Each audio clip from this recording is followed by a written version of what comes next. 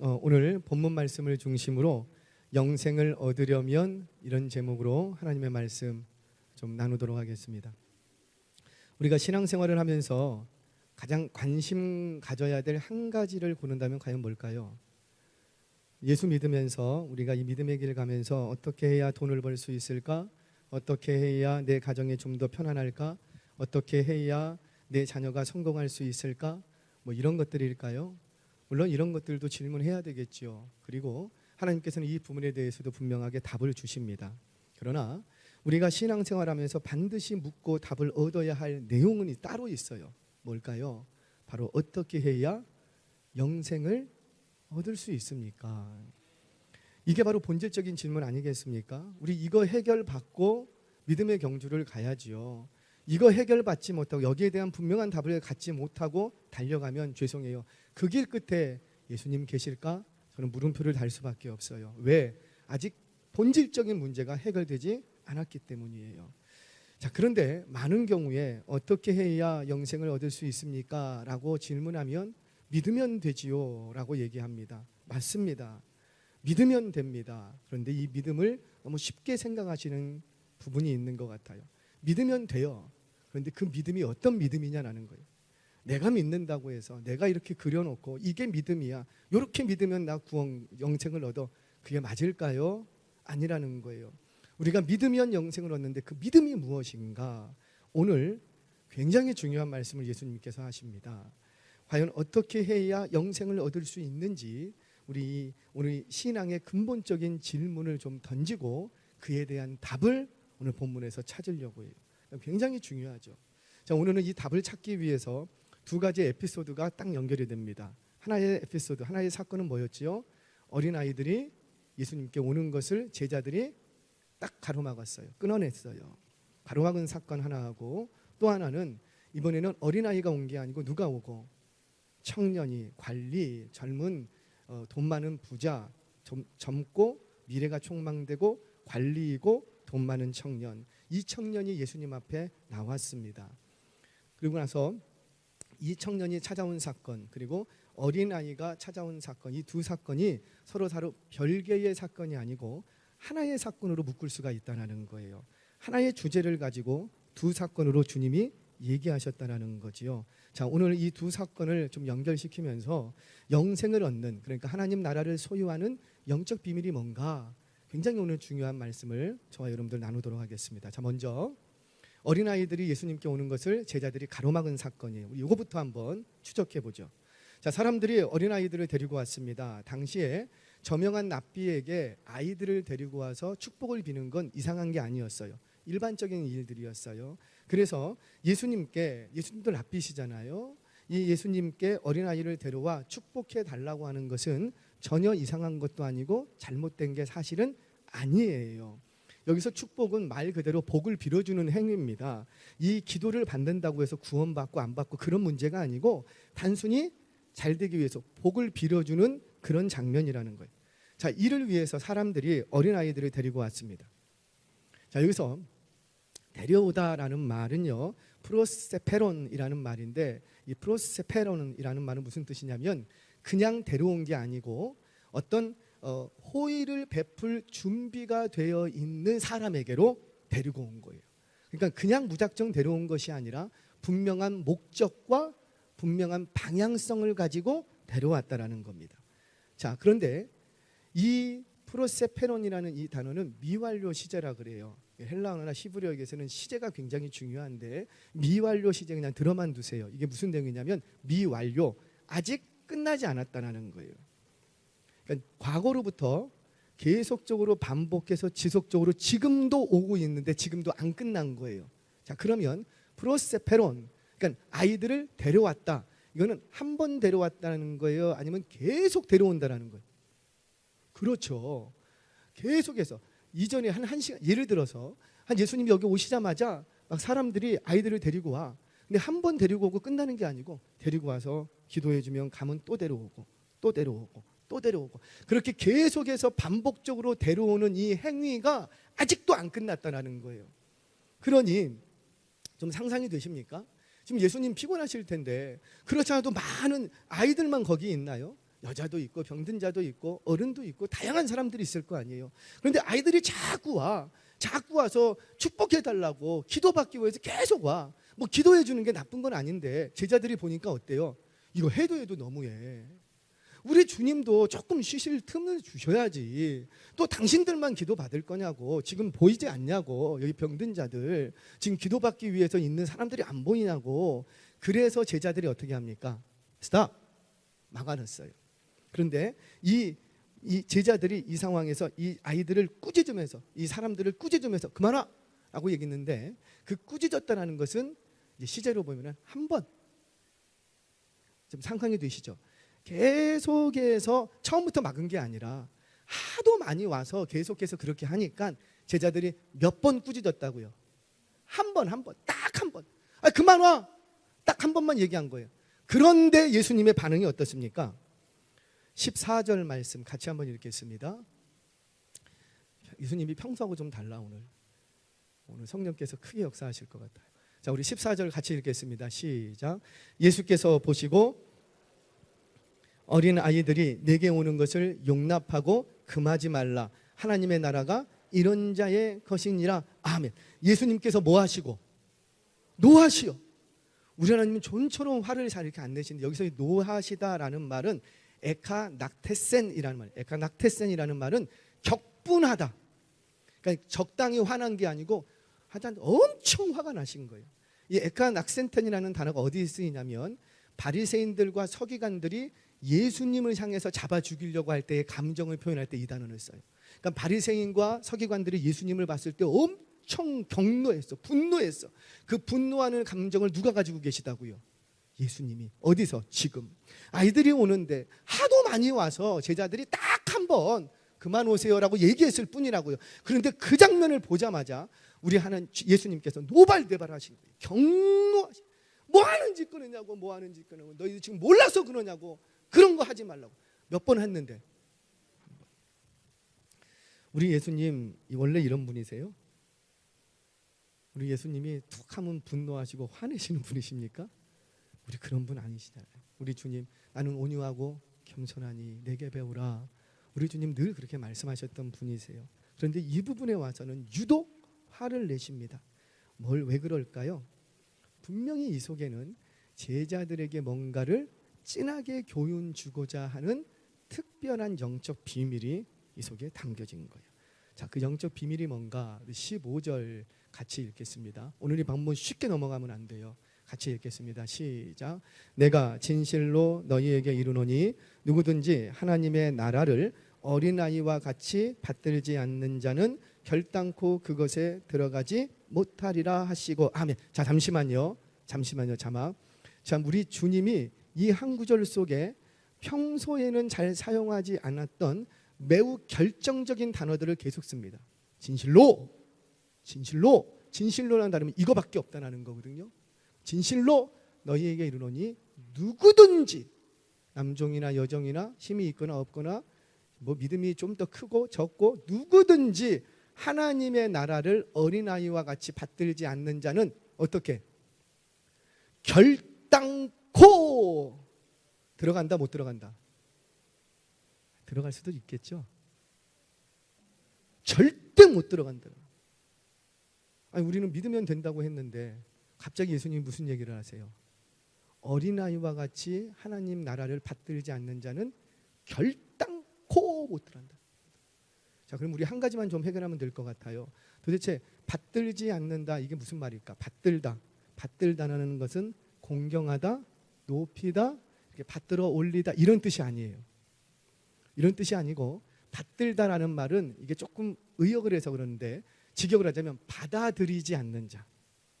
그러니까 받들다 이렇게 뭘 이렇게 받쳐들다 이런 뜻이 아니라 받아들이지 않는 자는 결단코 들어간다 못 들어간다.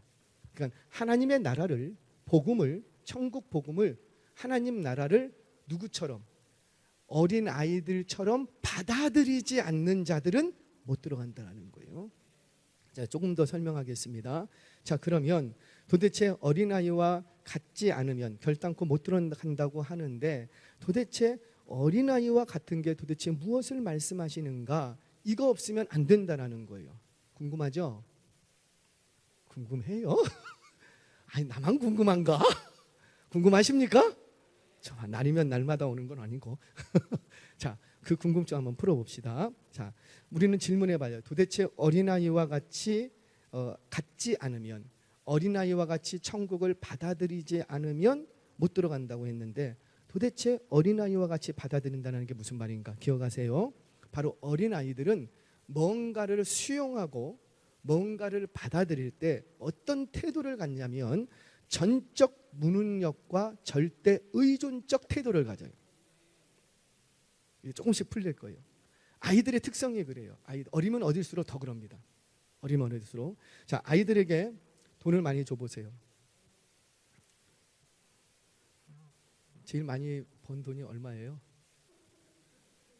5,000원. 언제 벌었어요? 하준이 언제 벌었어요? 설날 때? 용돈 받는 날 최고 5,000원. 조금 더 주세요. 5,000원 갖고 못 살아. 요즘 세상이 어떤 세상. 설날 때 저희 아이들도 그렇고 어리면 어릴수록 이렇게 요즘은 좀 집히는 대로 이렇게 10,000원짜리, 50,000원짜리 이렇게 퍽퍽 나가잖아요. 1,000원짜리, 5,000원짜리가 요즘 있어요, 없어요? 있죠. 5,000원짜리 이렇게 나가고 그래요. 자, 그런데 아이들은요, 어리면 어릴수록 돈을 받으면 그 돈을 누구한테 조로록 갖다 줍니까? 왜 아빠는 안 주냐? 엄마에게 바로 가. 거기다가 심지어 세뱃돈 같은 걸 주고 용돈을 주면 그거를 쭉 들고 엄마한테 가요. 그리고는 나한테, 엄마한테 안 와도 엄마가 이렇게 눌러 한번 이렇게 흘기면 그냥 바로 가지고 와.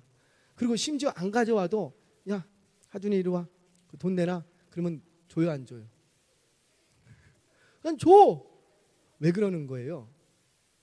엄마를 의지하기 때문에. 나는 이 돈이 있어도 어떻게 써야 될지를 몰라.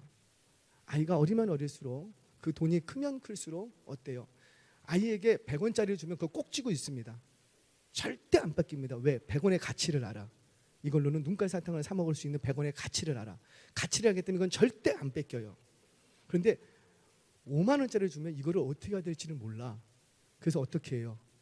줘버립니다. 엄마에게. 뭐예요? 나는 무능력하다라는 거예요. 나는 이거를 받아서 내가 어떻게 해야 될지 모른다는 거예요. 그리고 또 뒤집어서 누구를 전적으로 의지하는 거예요. 엄마, 5만 원짜리보다 누구를 더 의지한다고요? 엄마, 100원짜리가 있을 때는 그냥 100원짜리 꼭 쥐고 안 주려고 그래. 근데 그 금액이 커지면 커질수록 내가 도대체 어떻게 해야 될지를 몰라. 그래서 큰 돈일수록 큰 돈을 의지해요, 엄마를 의지해요? 그래요. 거기에 비밀이 있는 겁니다. 이처럼 아이들의 특성은 아이들과 같이, 그러니까 천국 복음을 받아들일 때 어떤 식으로, 어떤 태도를 받아들여야 되냐면, 나는 전적으로 무능력합니다. 이거 어떻게 해야 될지 모르겠습니다. 그리고 나는 전적으로 누구만 의지하겠습니다. 하나님을 의지합니다. 이런 태도를 가지고 있는 자가 뭘 얻는다? 영생을 얻는 거예요. 천국을 소유한 거예요. 아멘이세요? 천국을 줬어. 천국을 줬는데 천국 받았네. 이런 사람에게는 천국이 안 가요. 그거는 절대 그 사람의 것이 되지 않습니다. 그런데 누구에게? 이 천국을 받아들고 내가 어떻게 해야 될지를 몰라. 그래서 다시 누구에게로 가져가고? 하나님께로 가져가고, 주님 나를 좀 써주세요. 나 이런 거 있지만 내가 어떻게 해야 될지 모르겠습니다. 전적으로 나는 무능력합니다. 나는 주님만 의지하겠습니다. 그런 어린아이와 같은 태도를 가진 이가 바로 천국을 소유한다는 거예요. 그러면 전적으로 무능력하니까 아이들은 두려울 게 많겠죠? 아니에요. 누구만 있으면. 그래요. 엄마만 있으면. 그 아무리 5만 원이 있고 뭐 10만 원이 있고 100만 원이 돈에 주여도 이 돈보다 누굴 더 의지한다라는 거예요. 엄마. 그러니까 엄마에게 줘버려도 자기는 전혀 두려울 게 있어요, 없어요? 없다라는 거예요. 이처럼 자신의 전적으로 무능력한 존재임을 깨닫고 절대적으로 하나님을 의지하는 어린아이와 같은 태도를 가져야 하나님의 나라에 들어간다는. 아멘이세요? 자, 정말인가? 오늘 두 번째 에피소드로 넘어가 봅니다. 자, 두 번째 에피소드는 뭐예요? 조금만 더 얘기를 하죠. 자, 우리가 신앙생활하면서 가장 어려운 점이 뭡니까? 믿음과 현실의 갭을 뛰어넘기가 힘들어. 그래서 다 여기에서 시험 들고 다 여기에서 상처받고 다 무너지고 다 넘어져요. 교회 안에서는 믿습니다. 아멘. 말씀드릴 때는 아멘 아멘 했어요. 그래서 그 믿음이 내 것이 된 줄 알았어. 그 말씀이 내 것이 된 줄 알았어. 근데 막상 삶의 현장에 가보니까 말씀이 힘이 있어요, 100만 원이 힘이 있어요. 그래, 알겠어요. 1억이 힘이 있어요. 우리는 여기서 갈등을 내요. 왜? 여전히 하나님을 신뢰하지 못하는 거예요. 교회 안에서는 말씀을 들을 때는 하나님을 내가 힘으로 삼겠습니다. 찬양 부를 때는 하나님을 내가 힘으로 삼겠습니다. 기도할 때는 하나님만이 나의 능력이십니다. 우리 모여서 그렇게 찬양하고 나눌 때는 그렇게 고백했다고요. 그런데 삶의 현장에 돌아가니 하나님은 눈에 안 보이고, 뭐가 더 눈에 보이고, 돈이 눈에 보이고, 돈이 더 힘이 있어 보이고, 그러니까 우리는 그 돈을 붙잡고 이거를 하나님이 놔라, 그거 나에게 줘라, 그러면 내가 줄게. 아멘이세요? 그거 놔라, 놓으면 내가 줄게. 그런데 우리는 놔요 못 놔요? 못 놔. 그거 붙들고 있다가 다 시험 들어요. 하나님 붙들면 시험 안 듭니다. 하나님 붙들면 쓰러질 일 없고 미끄러질 일 없어요. 근데 우리가 왜 시험 들고 상처 맞느냐? 뭘 붙드니까? 세상 것을 붙드니까. 붙들고 놓지를 못하니까 상처받는 거고, 놓지를 못하니까 시험 들고 갈등하는 거지, 놔버리면 시험 들 게 없어요. 아멘이세요? 처음에는 아무것도 가진 게 없었어요. 아무것도 가진 게 없을 때는 그냥 하나님만 의지했어. 아멘이세요? 그런데 점차 경험이라는 게 생깁니다. 커가면서 점차 돈이라는 게 생깁니다. 처음에는 돈이 없었는데 직장 생활을 하기 시작하니 돈이 생겨. 돈이 생기니까 어때요? 요 돈 가지고는 결혼도 못할 것 같아. 그러니까 어떻게 하고? 더 벌어야 되는 거예요. 근데 그거 더 벌었더니 이렇게 해갖고는 집도 하나 장만 못할 것 같아. 그러니까 어떡하고? 시집 갈 거예요? 말 거예요? 그러니까 더 벌어야지 되고. 그러니까 자꾸만 우리는 말은 안 하지만 뭐를 자꾸 붙들고 있는 거예요? 돈. 그 돈 누가 주시는 건데? 아멘이세요? 그러면 돈을 주시는 하나님을 붙들어야 되는데 하나님을 붙들지 못하고 자꾸 뭐를 붙들고? 돈. 그러니까 뭐예요? 시험 드는 거예요. 왜 나에게 안 주십니까? 왜 이거밖에 안 됩니까? 요즘 나 힘듭니다. 그러니까 자꾸 무너지고 시험 드는 이유가 세상 것을 붙들었던 그것을 놓지 못하기 때문에. 처음에는 하나님만 붙들었어. 그런데 내 안에 점점 경험이라는 게 생기고, 조금 경험이 생기고, 조금 지식이 생기고, 조금 돈이 생기기 시작하면 자꾸만 뭘 힘으로 삼으려고 하고, 그걸 힘으로 삼으려고 한다는 거예요. 그때 주님이 말씀하십니다. 그러기 시작하면 하나님과의 관계가 힘들어지는 거예요. 그때 주님이 말씀하십니다. 절대 그런 것을 붙들고는 하나님 나라에 들어갈 수 있다 없다? 없다. 어떤 사람이 하나님 나라에 들어가는가? 바로 자신이 모든 것을 소유하고 있다 할지라도, 모든 것이 내게 풍족하게 있다 할지라도 나는 어떤 존재라?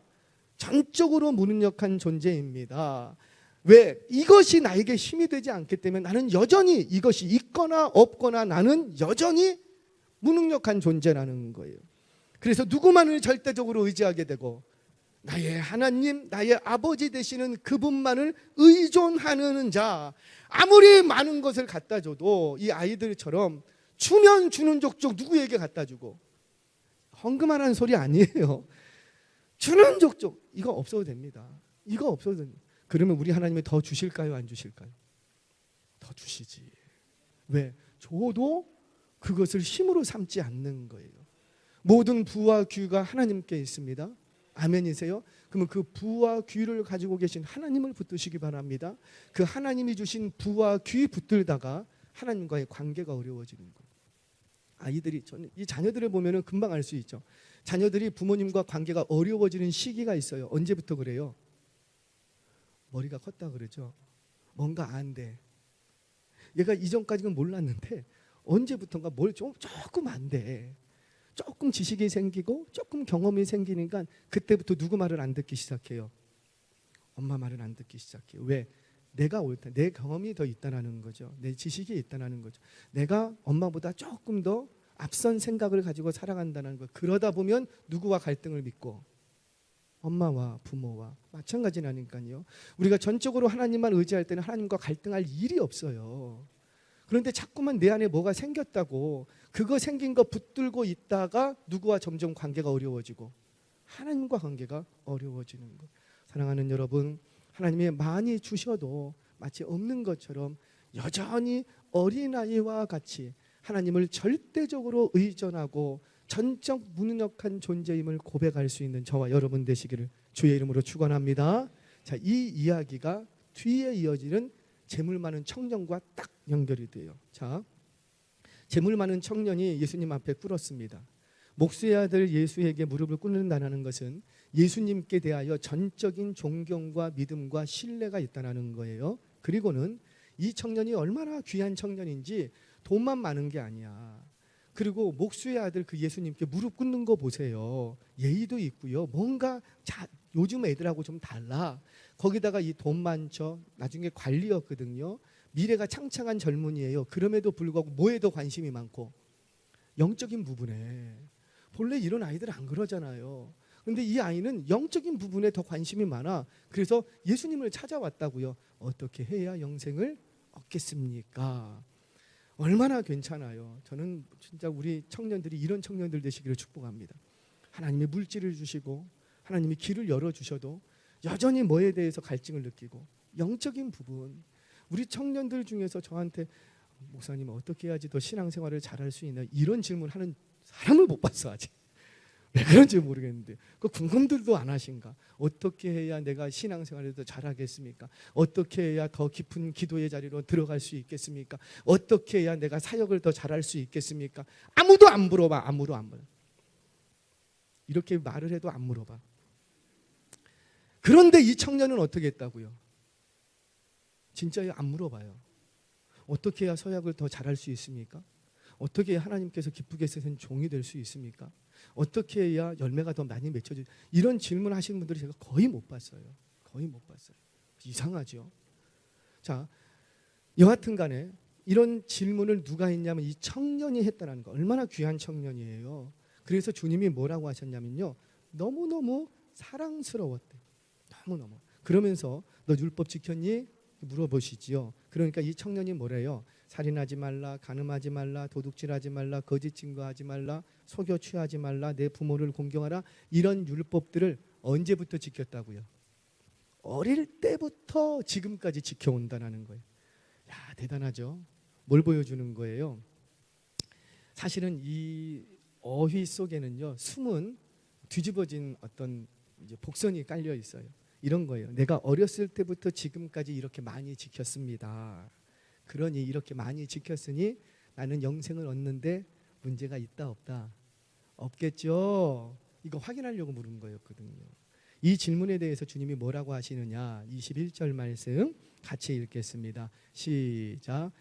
예수께서 그를 보시고 사랑하사 이르시되 내게 아직도 한 가지 부족한 것이 있으니 가서 내게 있는 것을 다 팔아 가난한 자들에게 주라. 그리하면 하늘에서 보화가 내게 있으리라. 그리고 와서 나를 따르라 하시니. 아멘. 자, 지금 뭐라고 해요? 자막 잠깐만 띄워놔 주세요. 예수께서 그를 보시고 어떻게 느끼셨대요? 사랑하사. 야, 진짜 보기 드문 청년이네. 사랑스러웠대요. 그러면서 뭐라고 말씀하시냐면 너가 많은 것을 지켰는데 몇 가지가 부족하다? 한 가지 부족하다. 자, 이제 저한테 좀 집중해 보세요. 여러분, 너한테 한 가지 부족한 게 있구나. 내게 있는 그 재물을 다 팔아서 가난한 자에게 주라 하십니다.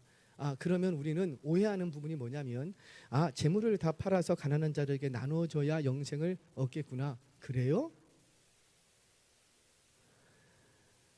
많은 재물을 가난한 자에게 몽땅 다 팔아 다 줬어요. 그러면 영생을 얻습니까? 아니에요. 근데 마치 주님은 지금 여기서 뭐라고 얘기하시고요? 마치 그렇게 해야 하나님 나라를 얻는 것처럼 이렇게 들려져. 그러니까 이거는 오해인 거예요. 우리가 해석을 다시 해야 되는 거예요. 또는 율법도 지켰지만 율법만 지켜서는 안 되고 2% 부족한 게 있는데 그게 바로 재물을 좀 팔아서 구제하는 이런 선행을 해야 구원을 얻는구나. 그런 거예요? 아니에요. 너무 잘하네. 아니야. 자, 그럼 이 부분을 좀 다시 해석을 해야 되는 거지요. 자, 여기서는 두 가지 단어를 해석을 해야 이 구절이 풀립니다. 첫 번째는 아직도라는 단어와 한 가지라는 단어예요. 아직도 그리고 한 가지, 이게 무슨 뜻인지를 알아야 이 구절이 풀려요. 자, 여기서 아직도라는 말은 여전히라는 뜻이에요. 여전히. 그러니까 아직도 한 가지 부족한 게 있구나, 이 말은 너 여전히 부족하다. 옛날에부터 어렸을 때부터 율법 잘 지켜왔지. 그러네 그때도 너 부족한 게 있었고 지금도 부족한 게 여전히 있다는 거. 뭐는 했는데 율법은 계속 많은 율법들을 지켜왔으나 처음이나 지금이나 여전히 네가 한 가지 지금 놓치고 있는 게 있다라는 거예요. 자 그러면 그 여전히 부족한 게 뭔가? 자, 그리고 또 한 가지, 여기서 한 가지라는 단어 역시 좀 오해의 소지가 있어요. 여기서 이 한 가지라는 말은 원띵의 의미가 아니에요. 한 가지, 원띵의 의미가 아니고 여러 개 중에 한 가지를 말하는 것이 아니라 앞에서 그랬죠. 이것도 지키고 저것도 지키고 내가 사실 뭐 여러 율법들을 많은 율법들을 지켰지만 여기에 반대 개념으로 한 가지인 거예요. 자, 이해되세요? 앞에 여러 개를 내가 지켰지만 그 여러 개의 반대 개념으로 한 가지라는 거예요. 자, 또 하나의 의미는 뭐냐면 이 한 가지라는 단어에 그 성경적 용례가 있어요. 성경에서는 이 한 가지를 대부분 only one로 해석을 합니다. only one. 그러니까는 한 가지라는 말은 첫 번째 또는 유일한, 이거 없으면 안 된다라는 거예요. 그런 의미에서 한 가지라는 거예요. 자, 예를 들어 볼게요. 시편 27편 4절 말씀 같이 한번 읽겠습니다. 시작. 내가 여호와께 바라는 한 가지 일, 그것을 구하리니 곧 내가 내 평생에 여호와의 집에 살면서 여호와의 아름다움을 바라보며 그의 성전에서 사모하는 그것이라. 아멘. 한 가지가 뭐예요? 여러 개 있는데 요거 부족해서 요거 한 가지 추가했다, 이런 의미가 아니라 여기서의 한 가지는 뭐예요? 나 평생 이거 하나밖에 없습니다. 내 삶의 목적이고 유일한 이유입니다. 요거 한 가지 나 포기하면 다 없어진 겁니다. 그런 유일성을 얘기할 때 한 가지라고 얘기해요. 한 가지. 자, 그러면 조금씩 해석이 될 거예요. 자, 이 청년은 끝까지 뭘 버리지 못했는가? 자, 이제 너가 앞에서 많은 율법을 지켰다고 했죠. 그 많은 율법을 지켰다면 너 정말 중요한 한 가지 그거 알고 있지? 라고 물으신 거예요. 그 많은 율법을 지켰으면 그 하나님 아버지가 그 율법을 주셨을 때 정말 너 이거 알아야 된다, 그거 한 가지 너 그거는 알고 있냐? 그게 뭐예요? 하나님을 사랑하고 이웃을 내 몸과 같이 사랑하냐? 그 율법, 여러 가지 율법 속에 다 지켰으면, 그 율법을 지켰으면 너 그거 알고 있냐? 지금 물으시는 거예요. 자, 다시 말씀드리면 율법은 다 지켰을지라도 뭐는 모를 수 있다. 하나님을 사랑할 줄도 모르고 이웃을 사랑할지도 모른다는 거예요. 근데 하나님께서 율법을 주셨던 이유는 뭐냐면 그 율법들을 지킴으로써 뭘 알게 되고, 내가 하나님을 사랑하고 내 이웃을 사랑하는 것이 무엇인지를 알게 되는 거예요. 아멘이세요? 자, 오로지 그러니까 이 율법을 너가 잘 지켰으면 오로지 하나님 말을 절대적으로 사랑하고 의존하는, 그거 너 알고 있겠네. 너 그런 삶 살았니? 그런 사람만이 어디에 들어간다? 그렇죠. 천국을 소유할 수 있다. 영생을 얻는다는 거예요. 그런데 이 청년은 끝까지 뭘 버리지 못한 거예요? 율법은 다 지켜왔는데 뭘 버리지 못한 거예요? 이웃을 사랑하는 것에 대해서는 몰랐던 거예요. 그래서 끝까지 뭘 포기하지 못하냐면 재물을 포기하지 못하는 거예요. 자, 주님이 약속하셨습니다. 재물을 다 팔아서 가난한 자들에게 주면 어디에 보화가 있겠다? 하늘에 보화가 있겠다. 이 하늘에 보화가 있다는 말은 절대적인 보화, 영원한 보화, 썩지 않는 영원한 보화가 있는데 그 보화가 하늘에 있다. 하나님의 나라에 있다. 그런데 그곳에 들어가려면 너는 오직 누구만 의지하라?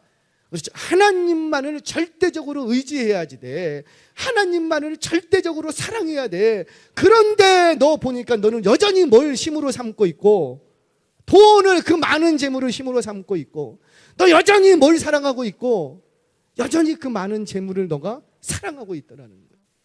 사람보다도, 그 이웃, 가난한 심령들보다도, 가난한 이웃들보다도 너가 뭐를 더 사랑하고 돈을 사랑하고 있다는 거예요. 이 부분에 대해서 예수님이 정확하게 진단을 해주셨습니다. 이 청년 영생을 얻었을까요? 못 얻었을까요? 못 얻었어요. 물론 성경은 다 말하지 않고 있지만 그냥 돌아가 버렸대요.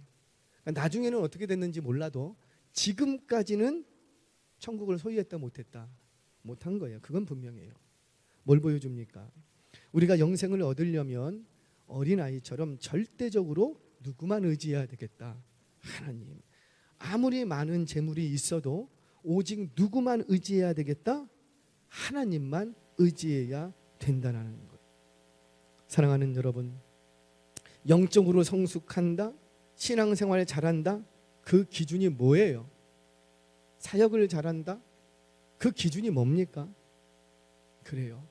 예배드리면 예배드릴수록, 기도하면 기도할수록 자꾸 누구만을 의지하고 자꾸 누구만을 사랑하고 하나님만을 사랑하는 거예요.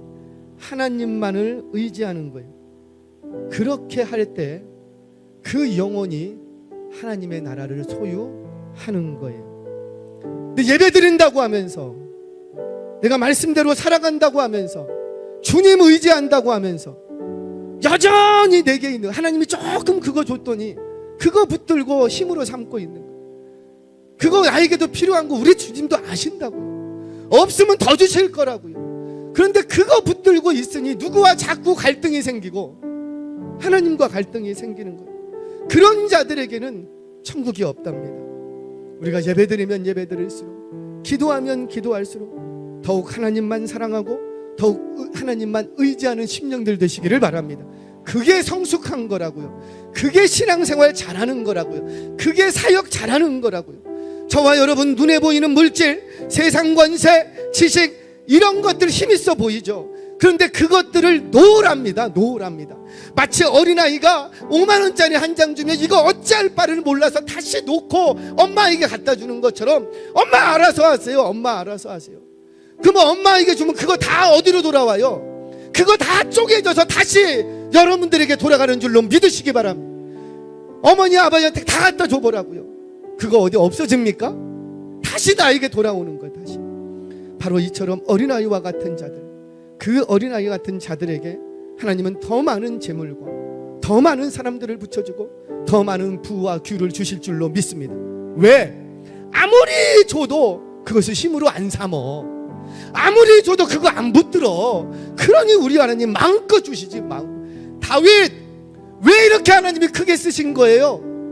그는요, 전쟁에 나가서 이길 때마다, 전리품 받을 때마다 어찌하고, 그거 내 거 아니라는 거예요. 내 거 아니라는 거. 그거 가지라고 줬다고요. 내 거 아니라는 거예요. 온통 하나님께 갖다 드립니다. 그러니 하나님이 그의 인생 일평생 살아가는 동안에 조금도 부족함 없이 채우신 줄 믿습니다. 부족함 없이 채우실 뿐만 아니라 이스라엘 역사 가운데, 전 인류 가운데 가장 뛰어난 왕으로 세워버리시는 거예요. 저는 여러분들의 가정과 우리 자녀들의 인생이 이런 인생 되기를 축복합니다.